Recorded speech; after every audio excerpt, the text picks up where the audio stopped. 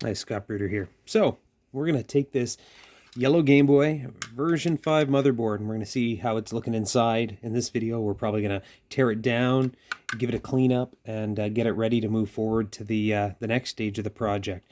And of course, if any of you are wondering what that project was, it is a new shell, a new screen, and a USB charging circuit. So, lots of great stuff here. Well, let's move this stuff out of the way and get started on the teardowns. So, first thing, like always, we're going to remove the 6 tri-wing screws off the back. This one's already been opened, probably not by me. So we got 5. That's going to make life, a 5th easier, 6th easier. I don't even know what the math is on that. Let's find out. Now, any of you who have done mods in the past will likely know that when you buy equipment, you always get these cheapy little screwdrivers. Keep them. They're great. They make life so much easier. And when they break, you don't feel so bad because you have extra ones. So this machine here, just looking back on problems that it did or didn't have, was the battery cover was missing. That was easy. The second item was that the start and select buttons were not functioning properly. You'd have to like really, really push, and they only would work half the time. So I have a feeling that the pads on that is pretty gummed up. I'm sure there's a lot of carbon, that's built up on them over time. We'll take a look at them together. And we'll figure out what's going on. And I'm not entirely too concerned with this shell because we are going to be going into a new body when we're done. So what I'm going to do is just get it open and start taking it apart, see what we can't clean up. And of course, always keep your extra screws. Even if you get new screws, like the old ones never go to waste.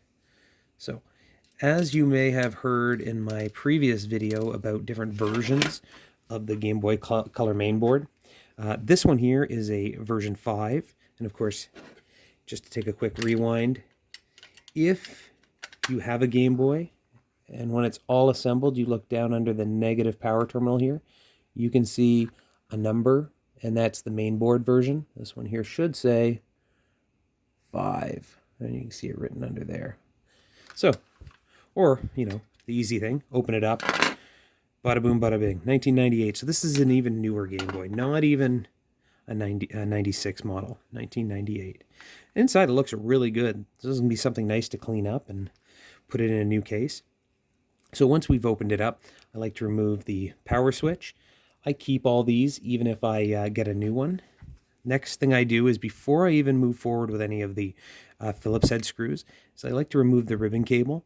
And all you need to do is move up that tab on the left of the ribbon cable and on the right. When they're both up, you should be able to just lift and pull. So now I know when I remove this screen, I'm not going to have to worry about damaging that cable. So now I can take my Phillips head screwdriver, and there should be 3 or 4 screws holding this in place. Let's just take a look. 1, 2, 3. So there's 3 on the board. Everything else is held down by pressure points between the front plate and the back plate. So 1. Oh, that screw's kind of stripped. Someone's been in here before. So let's upgrade with a slightly bigger, oh man, all of them are stripped. Slightly bigger Phillips, that'll give us some more biting area. And also a little bit of steady pressure on the screw head. So I don't think I'm going to reuse this screw.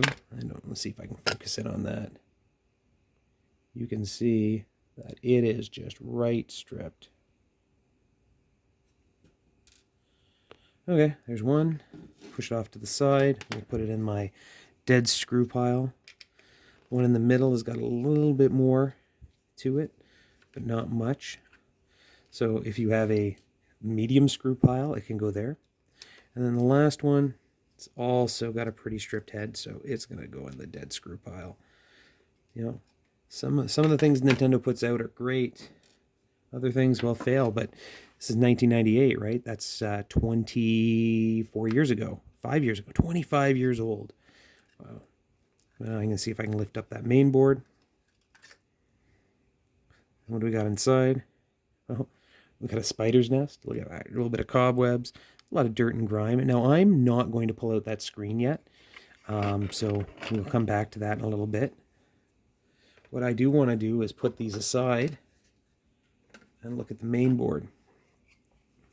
So we can see that the pads all have a little bit of grime on them. Now, I don't know why the start and select didn't work. They look pretty good. Let's just do a little rewind and take a look. Those pads also look pretty good. Now, if you want an easy way to kind of clean up those pads, if you want to reuse them, or if you want to see how bad off they are, you can take your pads and just rub them on a sheet of paper, and it's going to leave a little bit of that carbon on the page, and it is going to allow your contacts to have a little bit more connectivity. Do that a little bit, and then you can put it back in the case, put it back together, and you're going to find that you get a little bit of better continuity. Now, the other thing you want to do, of course, if you're servicing or taking apart and refitting anything, is you want to clean those. And most of the time what I'll do is I'll use a Q-tip and some contact cleaner.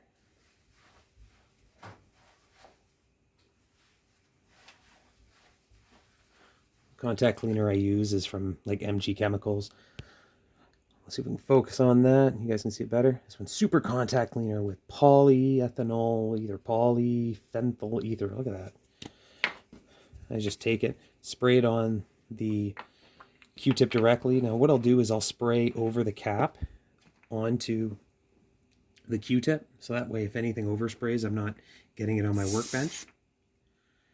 We got that, and then what I can do is I can also just pick up a little extra that's in there, and then a little rub, and clean up those contacts. We can take a look there. Look at that. It's already picked up some. We'll do the same thing with the start and select buttons.